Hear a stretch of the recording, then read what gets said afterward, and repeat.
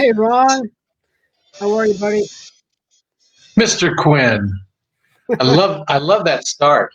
Boy, you did a good job on that. I think you're the producer on that too. You brought in the full orchestra and everything, right? I'm getting the hang of it. It's a timing issue because there's a delay, but we're getting through it. So, hey, everybody.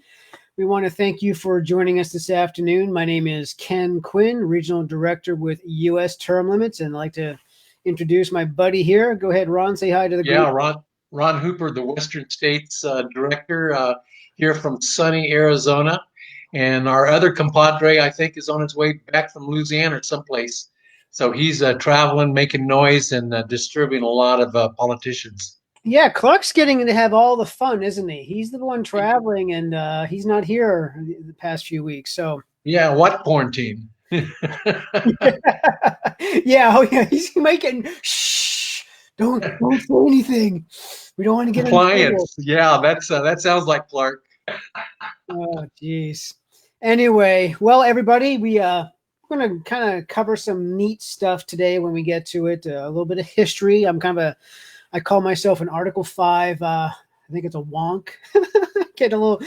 Get down to the nuts and bolts with Article 5, and I'll explain a little bit more about what that's all about for those of you that are new to this effort.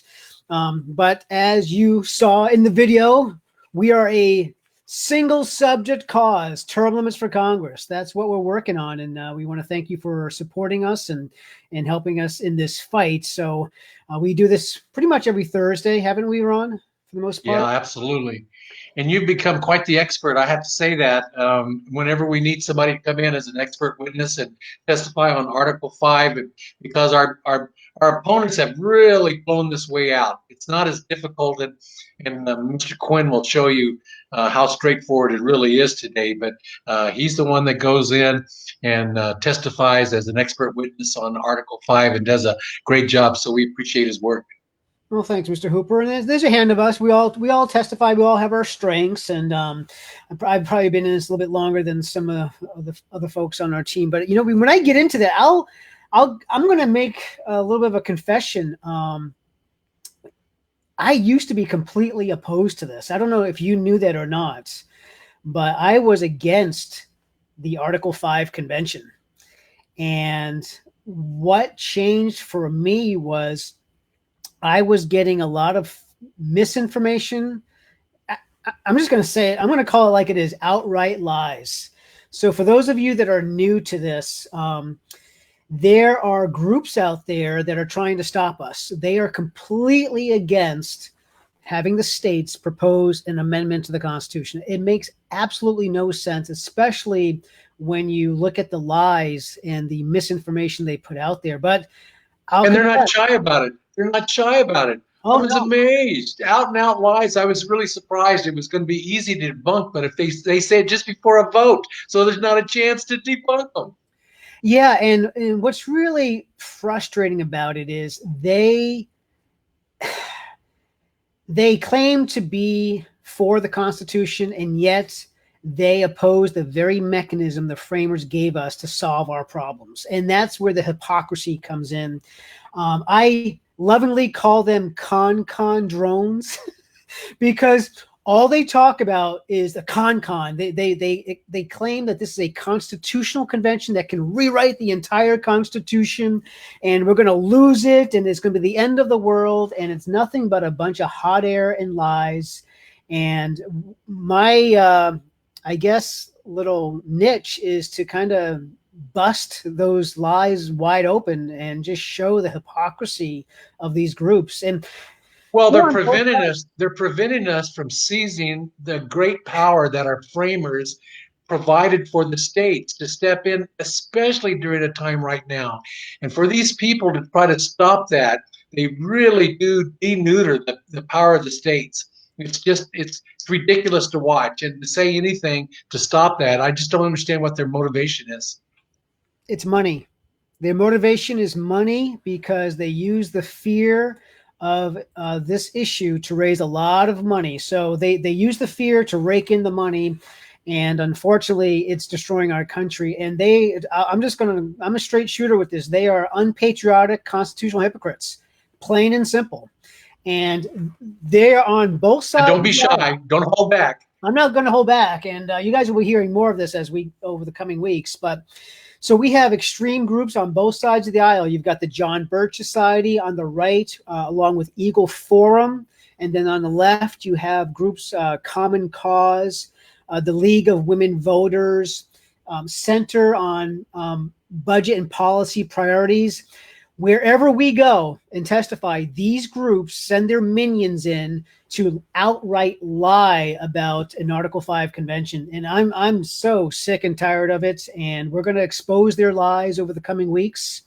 And we're going to be doing that in just a few minutes. So what I'd like you to do, I'm going to try, as I'm talking and sharing, let us know what state you're from. I'm going to pull them up over here as I can. Jim's in Arizona. He's with you, Ron. So thanks, Jim. And if you guys know who you are, you can help answer some of the questions. I'll try to address some of the questions that you might have as we go through this. But if not, we have some of our team members that will be doing that as well. Ken, one of the questions is, when are we going to get term limits? So I think you're going to touch on that just a little bit later, right? Yeah. You know what? One question that comes up. Do you want me to go into our little presentation here? Yeah, I think they're pushing on it. Two things keep popping up. Why don't we vote on this? And how come we haven't already got term limits? So I think you can deal with both of those, can't you? Yeah, let me just highlight one more. All right, Michelle, term limits. Yes, that's what we're all about. Okay, let me pull in my little slides. You guys have been with us here for a while. I like my slides. Ron, I'm going to hide us for now. I think we can just talk over this. Okay. Right. Okay. So I've decided that I think this is going to be in every presentation, every live broadcast. This will be our number one screen. Okay, let's address this first and foremost, because for those of you that are new out there, this is probably going to come to your mind. It's like, hey, why can't we just vote on this? Let the people decide, right? That makes a lot of sense. And unfortunately, as you can see here, let me just move the next slide here. 1 second. We've been there, done that, and we've got the T-shirt. Okay, we've actually have done this in the past, back in the 1990s. If you'll see that to the left, those states with the green check marks, they all passed laws putting term limits on their own members of Congress, so their own state congressional delegations. Now, I believe it was 23 states in total. 21 of those states were done at the ballot box. Okay. Yep. I think it was only Utah and I believe New Hampshire where the state legislature passed laws to put term limits on their delegations. Now, what happens? Okay, this is why we can't vote on it, because in 1995, in the case against us, it was the U.S. Supreme Court decision, U.S. Term Limits versus Thornton, that overturned all of those state laws. And this is what the court ruled. It said, quote, state imposition of term limits for congressional service would affect such a fundamental change in the constitutional framework that it must come through a constitutional amendment properly passed under the procedures set forth in Article 5. So they determined so it's kind of all or nothing. Yeah, it was a 5-4 vote, and they determined the only way you can do this, states, is under Article 5 of the U.S. Constitution, and that. Okay, so all those were overturned. Let me show you what Article 5 is in just a slide. So there it is. Two options, A and B. There's only two ways of proposing this amendment, or any amendment. Number one, or I should say letter A, is 2/3 of both houses of Congress need to pass the amendment and then send it out to the states for ratification. And that's how we've gotten all of our amendments. All 27, actually all 33 have been proposed by Congress. 27 have been ratified by the states. Now, and how many times have we proposed term limits with both houses? Okay, well, here's some technical, proposed. We've never proposed term limits. And what I mean by that is when you use the word propose, that means it's actually been sent out to the states for ratification. So that's never happened. But we've had term limits for Congress introduced a number of times. A few weeks ago, we talked about it was introduced in the very first Congress by a gentleman by the name of Thomas Tucker Tudor. I think I got that right. But I was sharing with you before we jumped on, Ron, is that since the 1950s, this is going to blow you away, guys. A term limits amendment for Congress has been introduced, not proposed, but just simply introduced by a member of Congress over 400 times. 400. Easy. Now, and how many times? I wonder how many times it's come up for vote. Yeah, not very often. I think, oh man, back in the 90s, I believe it came up about 4 different times for a vote, each one failing by the 2/3. And so it's been a long, long time. Now, recently, we have had a subcommittee hearing on our amendment in Congress. And so that happened last year. So that hasn't happened, I think, in over 20 years. So we're starting to get some traction in Congress. Now, I don't know about you. I don't have a lot of faith that Congress is going to limit their own terms of office, right? So no.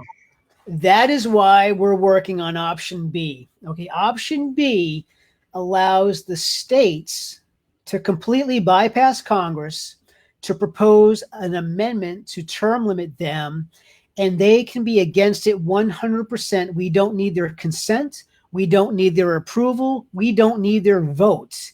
And that's what this cause, and that's what U.S. term limits is all about, and that's what we've been working on. This is the path that we're taking.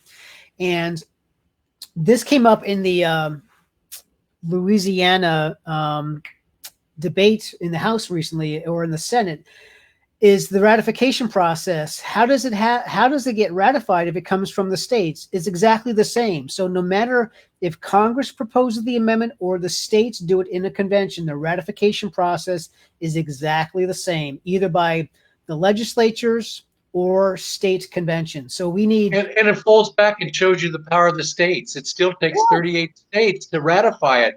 You know, to really give up all the power to the Congress and not seize our power as a state and realize we are the ultimate judge on these. And it's going to take 38 of us to agree for anything to happen.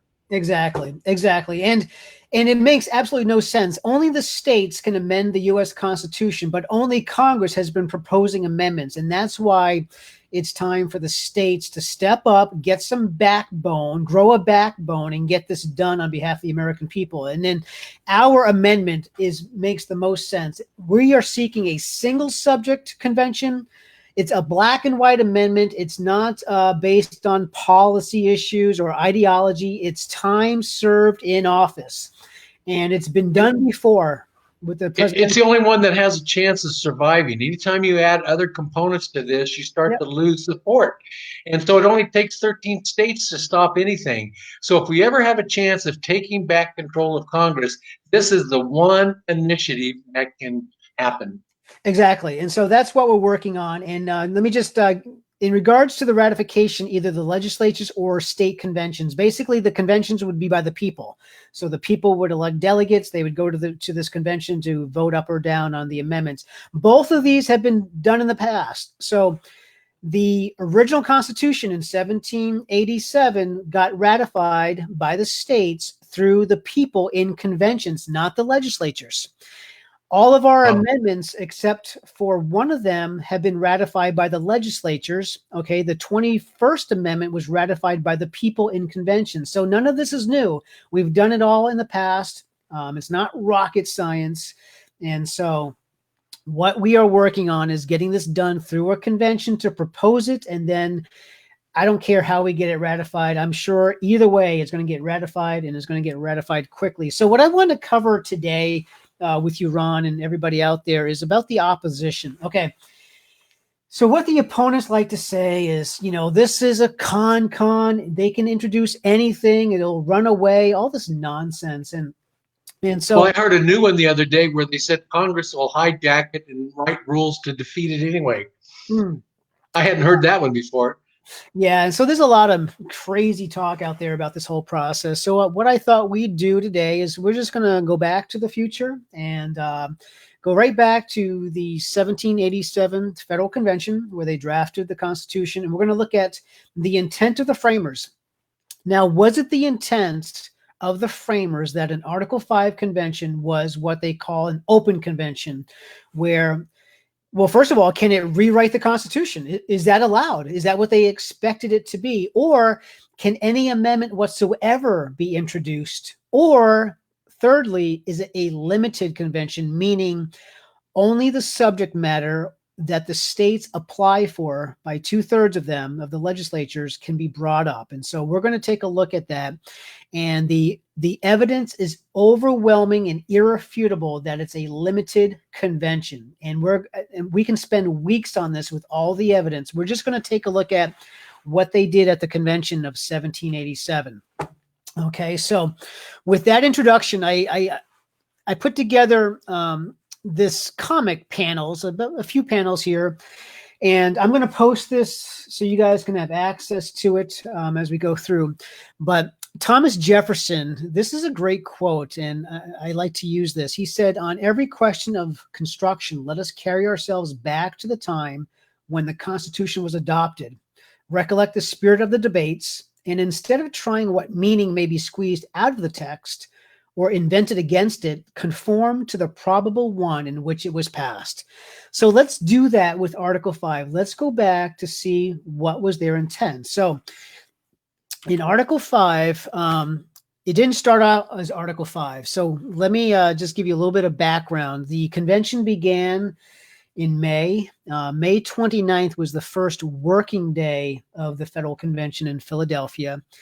And on that day, Edmund Randolph, the governor of Virginia, introduced, most of you have heard of the Virginia Plan. Okay.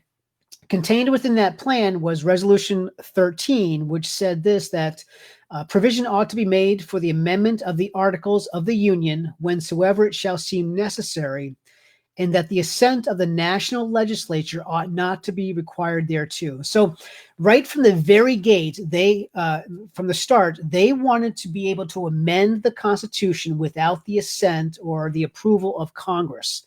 You know, they called it the national legislature at that point. Now, immediately after that introduction of the Virginia Plan, a gentleman from South Carolina, Charles Pinckney, and this guy really deserves a lot of credit. He actually introduced a complete system of government, and contained within his plan was Article 16. And this is where it talks about the convention being limited. I'm not going to read all this, but it says this. Quote, "If 2/3 of the legislatures of the states apply for the same, the legislature of the United States shall call a convention for the purpose of amending the Constitution." Wow. So, they leave that part out, don't they? Yeah. But that's pretty clear. Isn't that clear? So this was on May 29th. And if you look at the wording of this, he basically, what we have today in Article 5, he introduced on the very first day of the convention. Now, we're going to go through how this changed. I'll read the rest of that resolution. It says, "Or should Congress, with the consent of 2/3 of each house, propose to the states amendments to the same, the agreement of 2/3 of the legislatures of the state shall be sufficient to make said amendments part of the Constitution." So basically, you have the states can introduce an amendment if they apply for the same one. Congress can propose one if it's the same one. And then if Congress does propose it, it needs to get ratified by the states. Okay, so let's go through now. This was May 29th. On July 11th, George Mason, you got to love George Mason. This guy was a stickler. He knew that this government they were creating could not have the power to amend the Constitution. And he said this, the plan now to be formed will certainly be defective, as the Confederation has been found on trial to be. Amendments, therefore, will be necessary, and it will be better to provide for them in an easy, regular, and constitutional way than to trust to chance and violence. It would be improper to require the consent of the national legislature because they may abuse their power. Yes, Wow. they may. So before they even created the government, they knew it was going to get out of control and abuse their power. Okay, that's July 11th. Let's get now to August 6th. This was a key day of the convention. This was the day that the Committee of Detail issued the very first draft of the new Constitution. And contained in that was Article 19. It said, on the application of the legislatures of 2/3 of the states in the Union for what? For an amendment of this Constitution, the legislature of the United States shall call a convention for that purpose. So we still have most of Pinckney's language. It's got the 2/3 and the convention. They left out the other section for some reason. I don't know why. I could not find that in any of the notes that I've been studying, but it got whittled down to this. Now, as we go near the end of the convention, now we're on to September 10th. And they were reviewing I think it was Article 5 at this point. That was the number they had assigned to it. Roger Sherman moved to amend it to allow Congress to propose amendments, restoring what Pinckney had suggested. James Wilson then moved that it should require 3/4 of the states to ratify if Congress approved. Now, neither one of those motions got passed because right after that, James Madison stood up, and this is what he offered. So he pretty much restored what Pinckney had introduced on the first day. And this is kind of critical to the whole rest of the story. So pay attention to how Madison worded it. He said, quote, the legislature of the United States, whenever 2/3 of both houses shall deem necessary, or on the application of 2/3 of the legislatures of the several states shall propose amendments to this Constitution. I'm going to stop right there. There's a key word missing here. He left out the word convention. So the way Madison drafted the language is that the proposing of the amendments depended upon Congress in both modes. Either, obviously, if Congress proposed it, number one, or if the states apply, Congress still had the power and the only authority to propose what they had applied for. And that's where most of us know why George Mason got really mad, because Well, and he used the word shall rather than may. yeah. So they were expecting this to be a living, changing document. And so it's just interesting the way he drafted this out. So what happened was they passed that. They approved that language that Madison drafted on September 10th. And then 5 days later, this was the last day of the convention. This was a Saturday. They're reviewing all of the articles. They get to Article 5 again. And this is where George Mason had a real beef with it, because this is what he said. He said, quote, the plan of amending the Constitution is exceptional and dangerous, as the proposing of amendments is in both modes to depend in the first immediately and in the second ultimately on Congress. No amendments of the proper kind would ever be obtained by the people if the government should become oppressive, which I believe will be the case. So he caught that era, depending on Congress to propose. Even if the states applied, it was still up to Congress to propose it. And he's like, no, what if they don't do it? And so that's why after that, the motion was made by Gouverneur Morris and Elbridge Gerry to require a convention on application of 2/3 of the states, basically restoring the original language that Pinckney had introduced on May 29th. And get this is what proves it's limited. It's limited to what 2/3 apply for. Remember, that was the understanding from day one all the way to the very last day. And look at Madison's response to this motion. He couldn't understand it. He said, I do not see why Congress would not be as much bound to propose amendments applied for by 2/3 of the states as to call a convention on the like application. So he's like, guys, I don't get it. If the states apply for amendments, then Congress has to propose it. And okay, the reasonable man theory. Yeah. And that's where Mason's like, no, we don't want Congress to have anything to do with this. And that's why they've restored it by putting the convention mode back in. And this proves beyond a shadow of a doubt that all of the framers understood this is a limited convention. You need 2/3 of the state legislatures to apply for the amendments, and only that amendment can be introduced and proposed at the convention. And so this is just the tip of the iceberg of all the evidence that's out there, and we'll be sharing more over the coming weeks. But what I'm going to do right now, let me just post. And by the way, we have a page called Myths. Somebody put it on the chat line that have all kinds of breakdowns of different myths, and we run across this all the time. People are trying to distract voters, and this is pretty solid and straightforward. So we need to be bold. We need to call out these kinds of misinformation. Yeah, and I'm posting those cartoons so you can read them for yourself, and please do your own research, because that's what I did. I had to research this on my own. If you are a real Article 5 wonk, this is the article I wrote that goes into the real details of that convention and how this came about from the very beginning to the end. So if you want more details, please check that out. But this, for me, folks, was what sealed the deal. Once I realized that the Article 5 convention was to prevent and be a check against a runaway federal government, I became a firm believer in the process, and I have never looked back since. And so these con drones that are out there, we need to shut them up with the truth, and don't let them. Unfortunately, they make a lot of noise, but it's all lies. Every single one of their points is nonsense, and it can be disproved over and over again with the facts, with history, and with common sense. So. Yeah, we love to fit in our position. So you out there that run into this from time to time, you can certainly connect up to Mr. Quinn, and he's always happy to participate and give you the ammunition you need to defeat this. It's getting a little old. Yeah, and there is nothing new under the sun, Ron.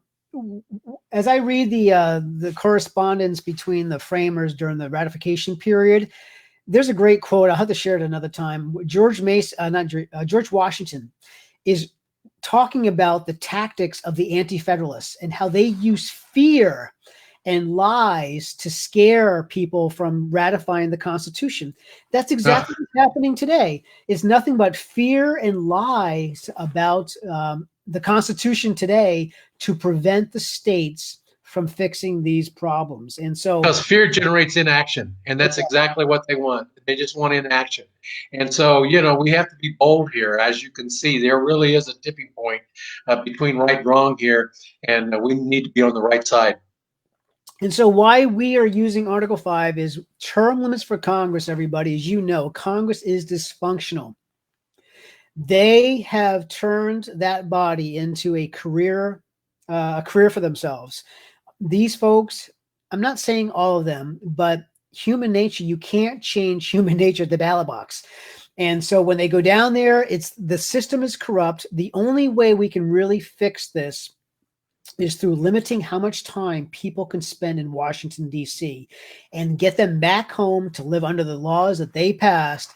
And we do this election after election. We're going to start to see real solutions being introduced by people who are not going down there to turn into a cushy lifetime career. They're going down there with a mandate from the voters that elected them, and they're going to go down there and get things done. And we're going to have more people running for office who have basically better, more qualified backgrounds than most of these attorneys and lobbyists that are down there. We need people from all varieties, all walks of life to represent us. And that's what term limits will do. And that's why we're fighting. Ron, that's why you're fighting in your region.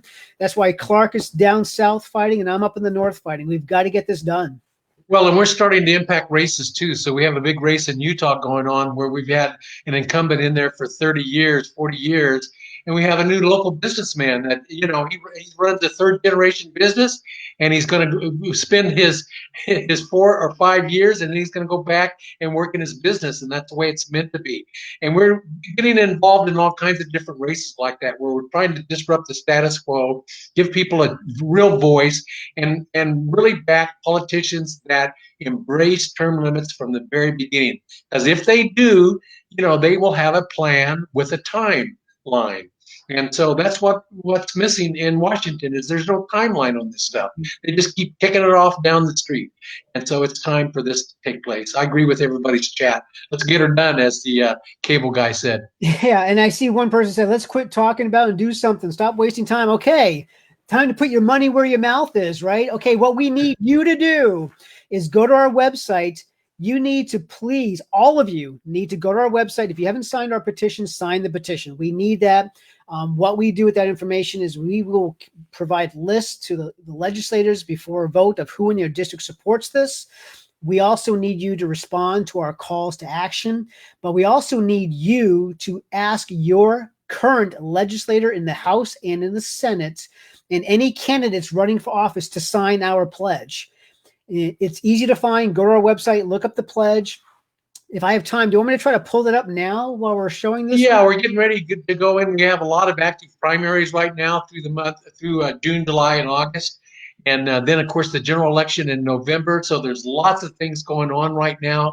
So we're very active. If you've got a half hour or an hour a day and you want to call legislators, we'll give you the list. We'll tell you what to say. It's quite enjoyable. Actually, it makes you feel good because you'd be surprised. This is not a subject that people run from. So it's easy to get their reaction. And so we just need some help in getting more and more incoming politicians to sign the pledge. Okay, so let me show you how to get to the pledge. I'm on the website. If you go up to article, okay, give me 1 second. Term limits elected. Okay. Did they just move these, or was it me? No, I think they get moved on a regular basis. Okay, so under Article 5, okay, the first one down, at least today it's the first one, go to term limits elected office pledge. And we have basically two main pledges. If you scroll down, now, right now, I'm only concerned about state legislators or candidates for state legislature. Go to this one right here. This would be somebody running for your House or Senate in your state. And there's the pledge. It's real simple. It just states that they're going to support our resolution once it pulls up. It's the PDF. Send that to them. In fact, hey, print it out. Have it by your door. It's campaign season that people are going to be coming to your door, and put them on the spot. Say, listen, okay, there you go. I think I've shared this before, but nobody gets a vote from Mr. Ken Quinn unless they've signed this pledge. That's how radical I am now. And I don't talk about a conversation starter, huh? Yeah, it's like, hey, if you're not willing to sign something to help reduce corruption and abuse in Washington that 82% of the American people support, then why in the world would I trust you to make any right decision in office? Yeah, what's your motivation here? Why are you doing this? Because you're certainly not following the will of people. Exactly. So there's the pledge. That's what you can do. If you haven't done that and you want to get something done and not waste time, there's your call to action for today. Please help us out. And in fact, let me, while we're on this page, let me go back and show folks where, if you go to current, take action, go down to the third one, it says get pledges on Facebook. And you could actually send that to them on Facebook. We've got some training here to how to do it. Step 1, find your legislators. If you go down to step 3, this is where you can see if there's upcoming primaries in your state.